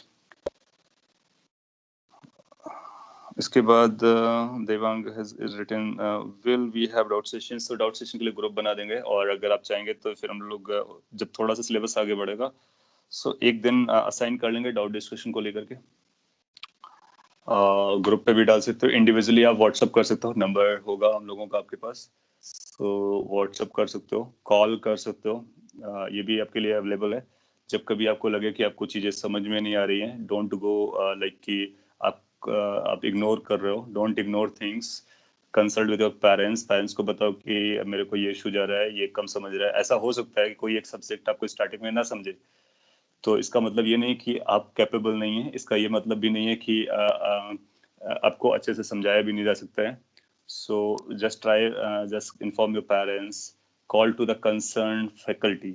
Suppose कर लीजिए अगर आपको फिजिक्स में इशू आ रहा है, तो फिजिक्स के अब मेरे को आप कॉल करोगे कि सर आपने ये पढ़ाया, मेरे को इतना समझा, इतना नहीं समझा। आप रेगुलरली वीक में 1-2 बार कॉल कर सकते हो, जिससे क्या होगा कि आपके जो भी इश्यूज होंगे इमीडिएटली सॉर्ट आउट हो जाया करेंगे। Don't ignore them, ignoring will be dangerous over the time. और तीनों सब्जेक्ट बहुत इजी होते हैं। एग्जाम आईटी को क्रैक करना it's very very easy. The only thing you need to be consistent, मैंने लिख के भेजा था, ग्रुप पे भी गया है। कंसिस्टेंट होना है, फोकस्ड रहना है, हार्ड वर्किंग रहना है। ये सारे अगर फीचर्स को आप लेके रहते हो, डिसिप्लिन रहना है, तो अपना काम हो जाता है। अगर आप इग्नोरेंट हो गए, कैजुअल हो गए, तो फिर हार्ड लगने लगेगा, अदरवाइज इजी लगेगा। You are writing sir, question practice has to be done through SCV and NCR. हाँ, स्टार्टिंग में एनसीईआरटी और एससीवी के जो क्वेश्चंस हैं वो अपने को डील करना है। ये स्लाइड में मैंने आपको बताया है, एनसीईआरटी, एससीवी, इनके क्वेश्चंस काफी इजी हैं। तो ये जितना भी आपको पढ़ाया जा रहा है डेली बेसिस पर, उनके क्वेश्चंस को आप करने की कोशिश कीजिए डेली बेसिस पर, फिर प्रैक्टिस के लिए इनको यूज करना है। तो क्वेश्चन प्रैक्टिस का जो अपना मेन पार्ट रहेगा वो मॉड्यूल के एक्सरसाइज और सेंगेज से रहेगा। एससीवी और एनसीईआरटी, इनके जो क्वेश्चंस हैं मोस्टली वो कॉन्सेप्ट को समझाने के लिए रहते हैं। तो फिर पहले अपने को एनसीईआरटी एससीवी का करना है, जैसे ये फिनिश होता है तो फिर मॉड्यूल और सेंगेज को करना है। ऑर्डर आप ऐसा कर सकते हो, पहले लेक्चर्स पढ़ोगे, लेक्चर्स के क्वेश्चन जो मैं बताऊंगा वो आप समझोगे, फिर एनसीईआरटी एससीवी दोनों को लगाइए। आप पहले एससीवी को लगा सकते हो, ये सिंपलर गिरेगा। सो फर्स्ट आप एससीवी लगाओ, फिर एनसीईआरटी प्रैक्टिस के लिए, थर्ड में सेंगेज, फोर्थ में मॉड्यूल, ये ऑर्डर कर लीजिए। लेकिन जब मॉड्यूल का डिस्कशन होगा तो ख्याल रखिए कि मॉड्यूल को हम लोग सॉल्व कर चुके हैं। सपोज कल आप सेंगेज लगा रहे हो, मॉड्यूल का डिस्कशन लगा हुआ सैटरडे को और आज फ्राइडे है, तो फिर आप सेंगेज को स्किप कर लीजिए, पहले मॉड्यूल को लगा लीजिए, क्योंकि डिस्कशन में आपको सॉल्व करके आना है, तभी आप डाउट पूछ पाएंगे। Total how many lessons are there, अभी हम लोगों ने 11th के लिए बनाया है, कितना बना है, रफली 14-15 आया है, और उधर भी 10-12 के आसपास होगा। सो 30 से कम है। अगर छोटे छोटे ब्रैकेट्स में करते हैं तो 30 के आसपास आ जाता है, अदरवाइज 28-27 में डिवाइड हो जाता है। 11th और 12th का, ये मैंने 11th का बताया, और ये फर्स्ट ईयर का रहेगा। कुछ बोर्ड्स में अलग अलग स्टोरीज हैं, कुछ बोर्ड्स में ये ग्रेविटेशन को 12th में रख दिया गया है, और कुछ में कुछ और भी स्टोरी है। तो ये अपने जेई के लिए, और दूसरा इस पॉइंट को लेकर के ध्यान में कि किस तरह से हमारी लर्निंग होनी चाहिए, सीक्वेंस वाइज हम लोग जाएंगे, और अपने जो टेस्ट होंगे वो इसी सीक्वेंस में होंगे। Okay, anything else, any question, concern?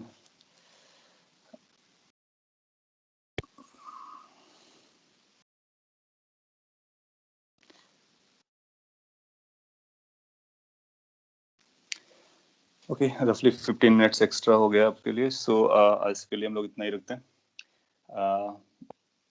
C you in the next lecture. तब तक आप अपने आप को रिफ्रेश कर लीजिए, और चाहो तो 9th और 10th का जो आपने पढ़ा हुआ है उसको एक बार रीब्रश कर लीजिए, उससे आपको हेल्प मिल जाएगा। और मॉड्यूल मैं शेयर कर दे रहा हूँ, फर्स्ट मॉड्यूल जिसमें ये तीनों होंगे, उससे भी आप ब्रीफ कर सकते हो। मीन टाइम में आप बुक्स क्यों मंगा सकते हो, और कोई भी कंसर्न आता है तो आप कॉल भी कर सकते हो। Okay, thank you everyone, then see you in the next lecture.